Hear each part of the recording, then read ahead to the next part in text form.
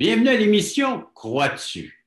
Moi, je suis toujours étonné d'entendre des témoignages qu'un enfant a pu faire la découverte de son besoin d'un sauveur. C'est ce que nous allons entendre aujourd'hui dans le cadre de notre émission. Par l'entremise d'un témoignage, j'ai le plaisir d'accueillir M. René Frey. René, bienvenue à l'émission Crois-tu? Merci beaucoup, Régent. C'est un plaisir et un privilège.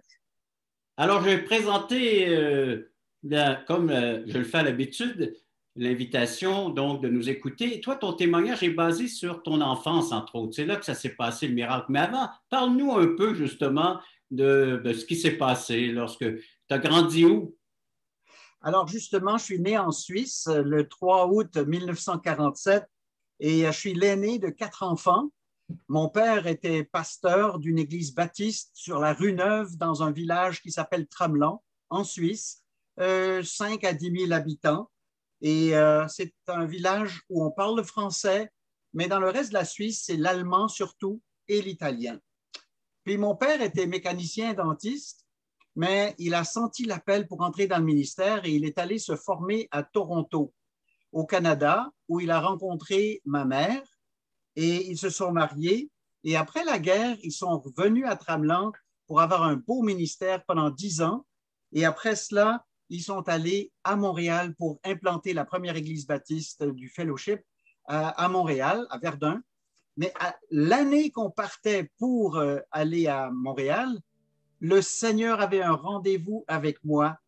Et en quelque sorte, je connais mon cœur. Je sais qu'à l'âge de 8 ans, je pouvais en donner du fil à retordre à mes parents et mentir, voler, désobéir. Et c'était au mois d'avril 1956, j'avais 8 ans. On allait partir en septembre, août ou septembre pour Montréal.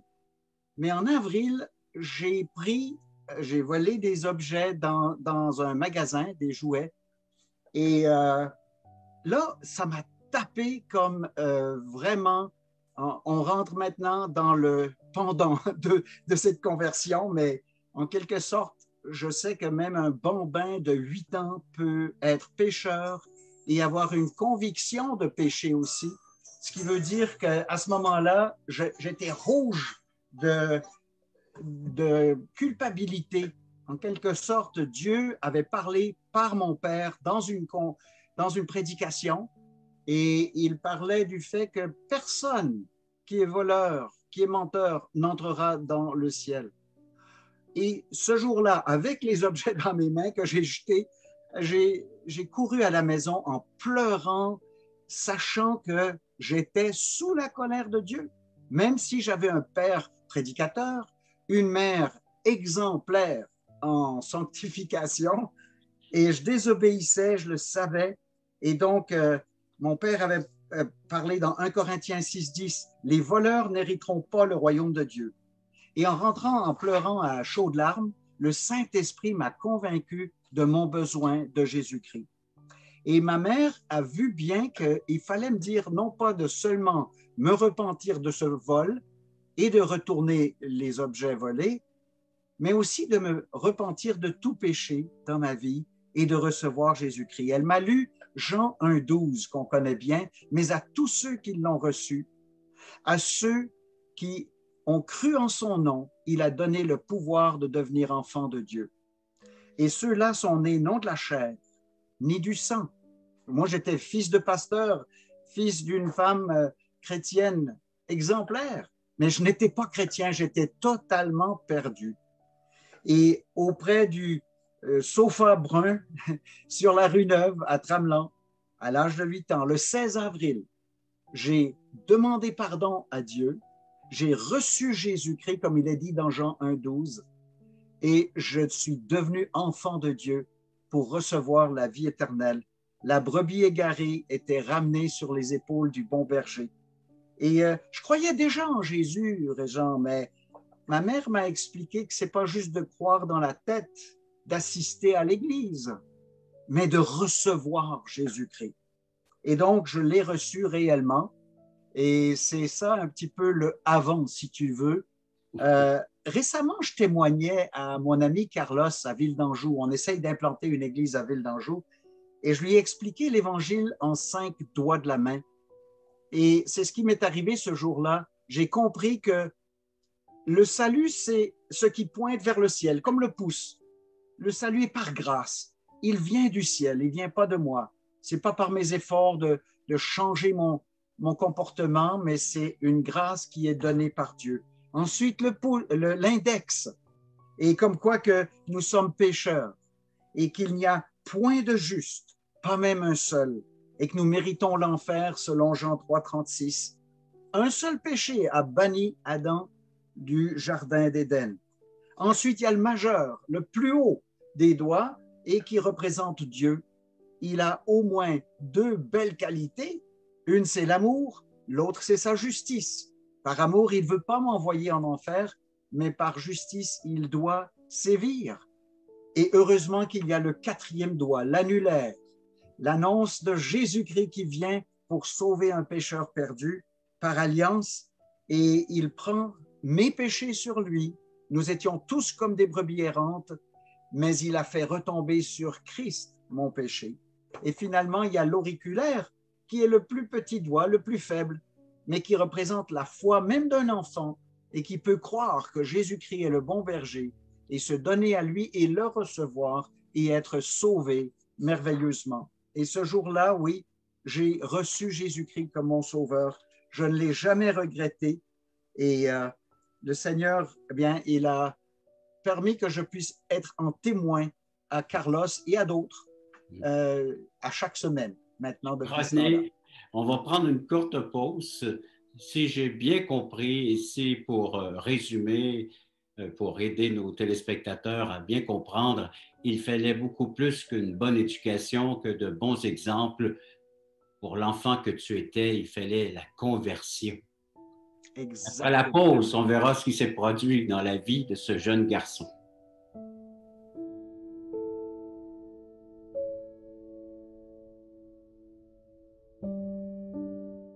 Le ministère Crois-tu est heureux de t'inviter à une étude biblique en ligne.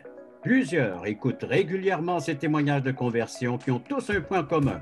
Ils ont reçu Jésus-Christ en tant que sauveur personnel.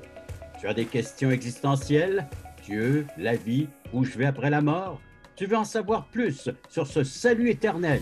En te rendant sur la plateforme croistu.ca, tu trouveras le lien qui te conduira à une étude et partage de l'Évangile selon Jean tous les mardis soirs 20h. Je vous attends grand nombre. René, tu as 8 ans.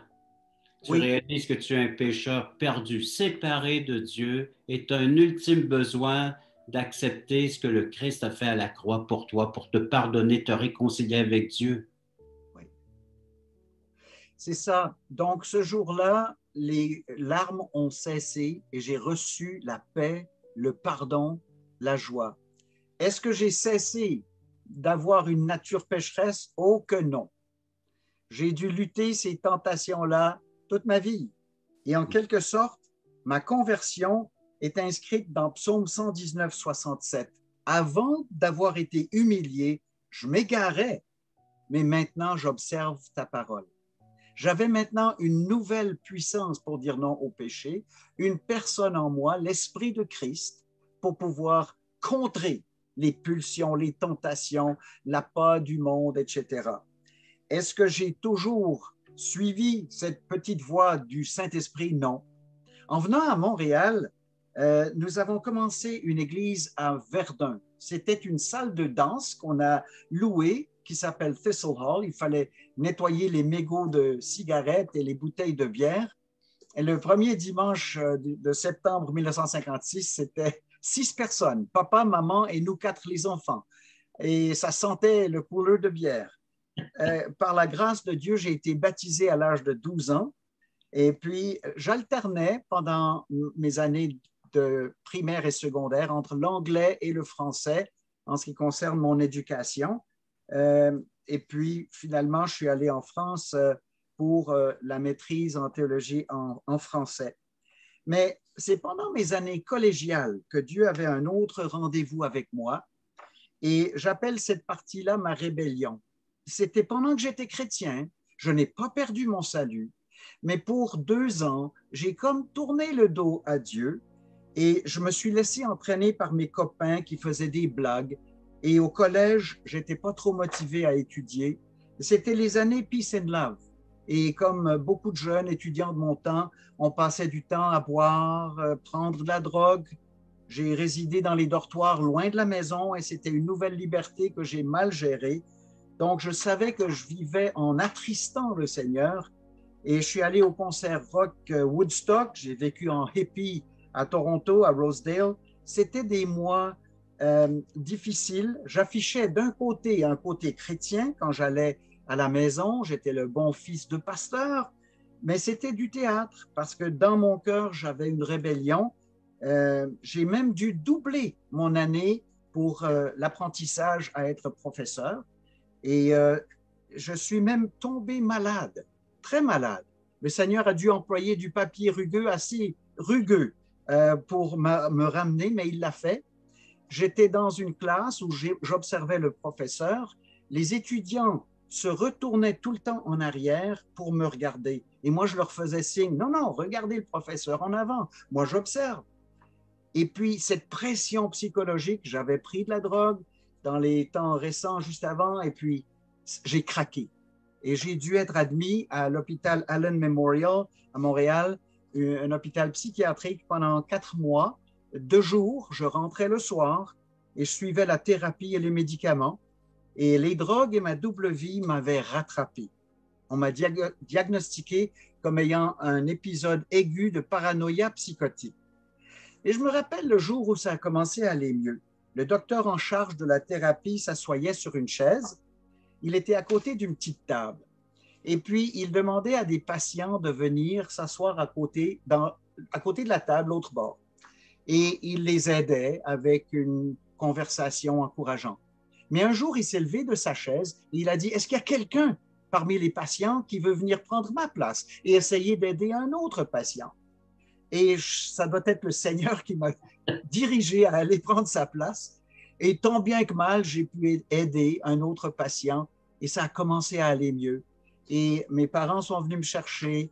C'était un jour où il y avait du soleil, mais on marchait sur la rue Sainte-Catherine de retour vers Verdun.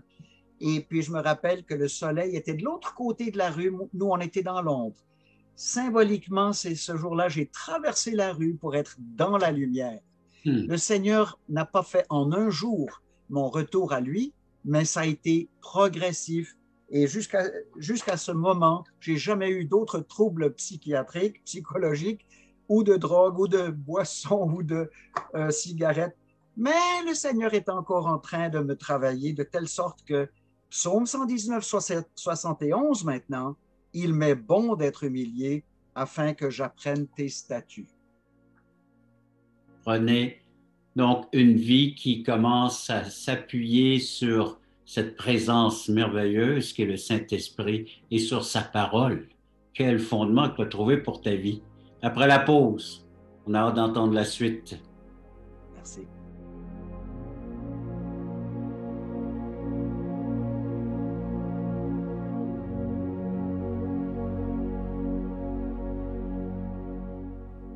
Le voici, ce merveilleux cadeau. Nous vous offrons un livret d'environ 20 pages qui a comme titre Passeport pour le ciel.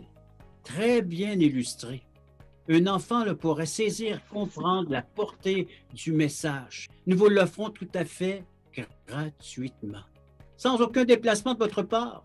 Vous pouvez nous appeler, vous pouvez aller sur notre site croixtu.ca, faire des demandes, mais il sera livré à la maison, chez vous. Alors donc, juste en faire la demande, et il sera livré gratuitement à la grandeur du Québec, grandeur du Canada, à tous ceux qui voudront le recevoir, qui va vous expliquer comment avoir un passeport pour entrer au ciel. Et cela pour l'éternité.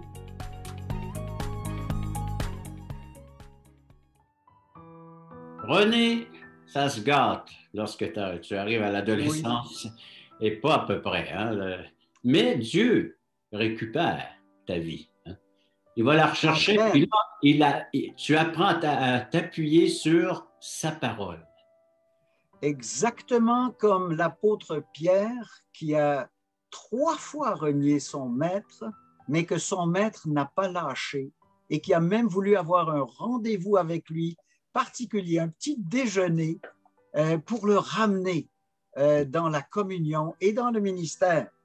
Alors, je terminais mes études pour devenir enseignant et j'ai commencé à enseigner le français. Je suivais les cours de soir à Concordia, à Montréal, pour mon baccalauréat. Et en 71, j'ai vécu une peine d'amour. Puis mon frère m'a consolé en disant, t'as pas vu la belle rouquine qui est dans l'église? Et puis, j'ai commencé à peine de la remarquer, mais j'ai su que son anniversaire était le même jour que le mien. Alors, je l'ai invité au restaurant La Bodega sur la rue Parc. Et quand le repas était fini, nous sommes montés au Mont-Royal. C'était romantique, la lune, il y avait un bateau sur le lac des Castors, personne alentour, on a pu ramer à travers le lac. Et j'aime beaucoup parler avec Sharon. Je l'appelle Sherry. Je bénis le Seigneur pour la femme qu'il m'a donnée. Je l'ai mariée en 72, le 5 août, 2 jours après notre fête commune. Et j'ai enseigné le français à des jeunes Anglais au secondaire 1 pendant 5 ans. Ensuite, nous avons eu la conviction que Dieu nous appelait au ministère. Et pour différentes personnes, l'appel peut être différentes choses. Mais pour moi, c'était des vrais appels. Le téléphone sonnait et c'était Bill Phillips qui me demandait de prêcher à Saint-Jean-sur-Richelieu. Et j'ai préparé un message de 30 pages sur la différence entre la loi et la grâce. Les pauvres chrétiens, mais ils ont survécu et moi aussi. Et Bill Phillips aussi m'a demandé pour Hull, pour Aylmer, pour différentes places. Et le Seigneur commençait à nous montrer, Sharon et moi, qu'on était utiles dans sa main pour prêcher, pour le pastorat. Et on est allé 4 ans en France faire la maîtrise en théologie à Vaux-sur-Seine. Et on a eu notre premier enfant là, puis ensuite 3 autres, 4 en tout, 7 petits-enfants. Et de retour au Canada, c'est Ernest Keefe qui nous a demandé d'être pasteur à sa place à l'Église baptiste évangélique de Rosemont. Il y a eu une bonne croissance et puis on a vu la main de Dieu. En 89, on a pu débuter une église fille à Rivière-des-Prairies avec Daniel Martel et une trentaine de nos chrétiens. En 93, c'était Bernard Malouin qui prenait 40 autres membres pour aller à Montréal-Nord. Et puis, on a vu que le Seigneur dirigeait bien. En 97, une petite épreuve, encore pour montrer que le Seigneur veut nous garder vraiment dépendants de lui. Et il a permis une autre humiliation. Cette fois-ci, il m'enseignait la totale dépendance par la foi. En janvier 97, je reçois un coup de fil de Daniel Marcoux, un pasteur à l'Église baptiste de Sainte-Thérèse à l'époque. Il m'a dit que 2 de mes fils avaient été pris à passer de la drogue aux jeunes à la sortie d'une réunion de jeunes à une église sur la rive sud. Ils avaient 16 et 17 ans. J'ai convoqué les anciens et je leur ai dit, je dois donner ma démission. Le conseil a miséricordieusement dit, écoute, prends un profil bas, reste pasteur, mais on prêchera à ta place, on fera les tâches, essaye de regagner tes fils. Après 6 mois, je voyais que la situation ne s'améliorait pas. Alors, j'ai demandé de pouvoir enseigner à l'école secondaire Roberval. Et ensuite, mes fils ont quitté la maison et ont cessé une vie de débauche, on va dire.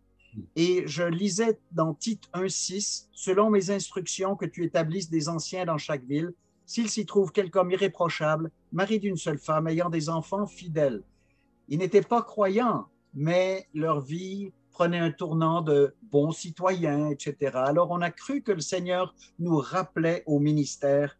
Et ce 3e verset dans Psaume 119 dit, « Je sais, ô Éternel, que tes jugements sont justes, c'est par fidélité que tu m'as humilié. » Donc à ces 3 moments, ma conversion, une grande épreuve même psychologique après la désobéissance, et puis maintenant une dépendance totale de Dieu, je vois que Dieu utilise l'humiliation pour nous amener très près de lui.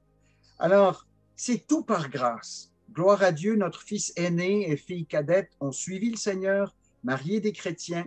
On continue de prier pour Michel et Mathieu pour qu'eux aussi viennent dans le bercail. On a déménagé l'église baptiste de Rosemont et puis on est allé au coin de Saint-Michel et Saint-Joseph. On a doublé l'espace et puis c'était un beau nouveau bâtiment, un nouveau départ. On a commencé une troisième église fille, c'était en 2007, et 90 personnes ont quitté pour suivre Ricardo Castro et Philippe Coulidiati et Denis Goujon à Côte-des-Neiges.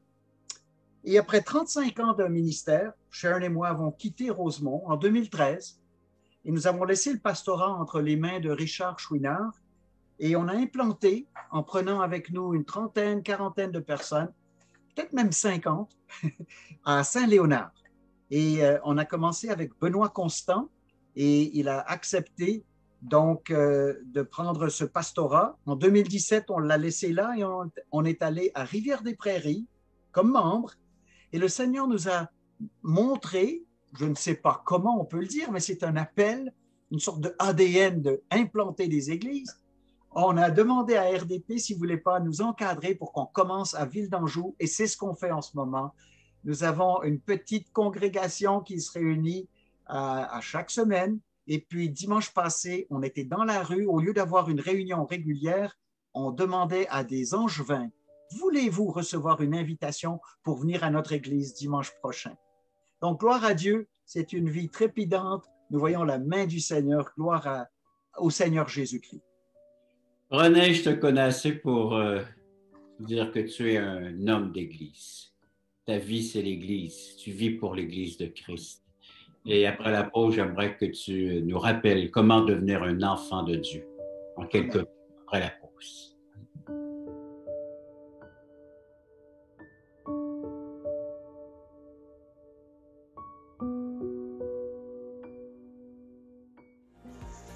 Le ministère Crois-tu est très heureux et enthousiaste de vous inviter sur Zoom en direct tous les samedis 9h30 Canada, 15h30 Europe. Nous vous présenterons des témoignages d'espoir vivants et percutants qui nous ramènent à l'essentiel, la Bible, la parole de Dieu et l'assurance d'une vie éternelle en Jésus-Christ. Pour participer à notre réunion Zoom, allez simplement sur notre site web croistu.ca et cliquez sur le bouton. Nous vous attendons en grand nombre. Le voici, ce merveilleux cadeau. Nous vous offrons un livret d'environ 20 pages qui a comme titre « Passeport pour le ciel ». Très bien illustré. Un enfant le pourrait saisir, comprendre la portée du message. Nous vous l'offrons tout à fait gratuitement, sans aucun déplacement de votre part.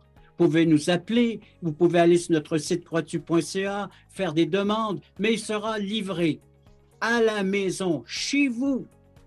Alors donc, juste en faire la demande, et il sera livré gratuitement à la grandeur du Québec, grandeur du Canada, à tous ceux qui voudront le recevoir, qui va vous expliquer comment avoir un passeport pour entrer au ciel, et cela pour l'éternité.